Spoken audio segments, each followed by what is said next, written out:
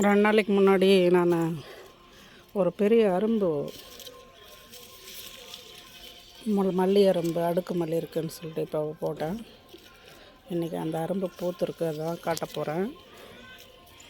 இது சாதாரண அடுக்கு மல்லி, இது சாதாரண அடுக்கு மல்லி. இது பாருங்கள், எங்கள் வீட்டில் இந்த ரோஜா மாதிரி பூ இது ஒரு இந்த மல்லி செடியோடவே கலந்து வச்சுருக்கோம்.